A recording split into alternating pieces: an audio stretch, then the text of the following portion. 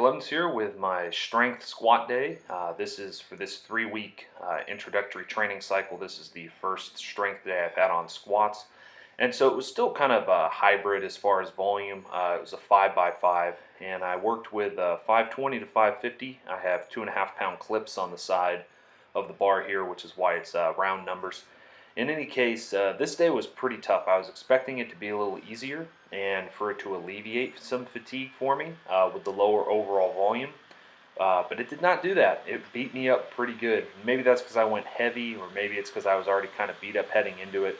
My hips were very tight on this day, even after the speed deadlift day. I think I went so heavy on the block pulls that I just had a little bit of fatigue left over.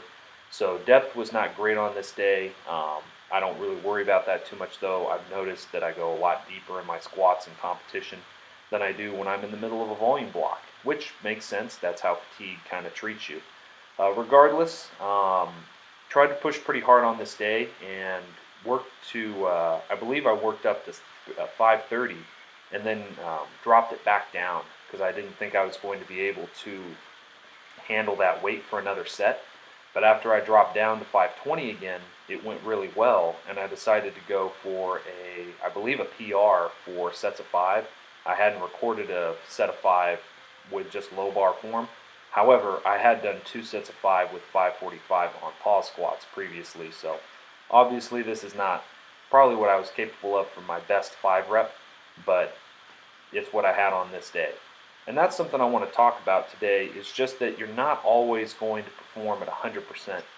And especially if you're in a volume block, you've got to understand, and I say this all the time, there's going to be a fatigue debt that you are going to pay off when you deload that is going to allow for super compensation. But you have to get out of the mindset that you're going to be able to set PRs every day. That's something that is almost, it's like deceptive. When you start training, you just make PRs everywhere and you can make almost linear progress and you're just always improving. And then eventually that's going to stop. And a lot of people at that time question, am I not pushing hard enough? And they actually start training harder and they think they need to push themselves more. When really they may need to ease back off the intensity, work with some rep work. Also, I had mentioned that on these days, in between sets, I will roll off my knee sleeves. And the way that I do this is I grab at the top and just roll the knee sleeve past my kneecap so that the blood can flow through down into my calf. Then when I start the next set, I put my fingers underneath the knee sleeve and I roll it up my leg. I don't try to pull it or slide it up my leg. I actually unroll the knee sleeve back up. Because with these SBDs, they're just so tight, you cannot drag the whole thing up your leg. It just will not fit securely. So you got to kind of roll it up and roll it down. Once you get them on, it's very simple to do it that way. Anyways, you see here the high bar squatting, and I did these for triples, and these triples were brutal. They just hurt everywhere. And there is a different type of pain that comes with intensity work as opposed to just straight up volume work, repping out in the RPE 7 or 7.5, 8.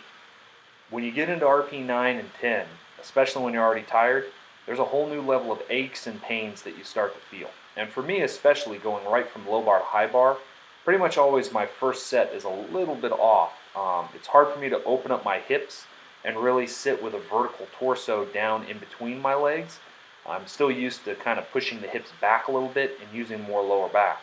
But if you use your lower back on a high bar squat, it gets exponentially more difficult because you've moved the bar further up your back. The movement arm, your spine, is at a much less advantageous leverage than if you have that bar sitting lower on your shoulders, because the movement arm is then lower, or shorter rather. So anyways, what I was saying before though is that when you're training, it's important to remember that sometimes you need to back off. I'm not sure that this is 100% what happened or why Lane Norton did well at Worlds. I don't know his training.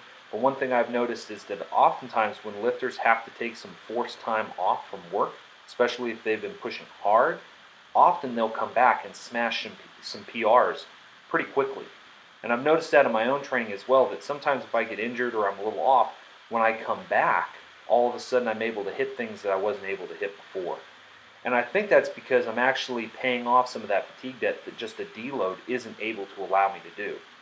Now, this doesn't mean that you don't push hard in peaking cycles, and it doesn't mean that you shouldn't incur a fatigue debt. Of course you should, but it's important to realize that you're not always going to be at 100%. Sometimes even training cycle to training cycle, you may just be a little off. In this particular training cycle, my bench press strength is a little bit less than it's been on some of my bench press exercises. And that's just the way it goes sometimes.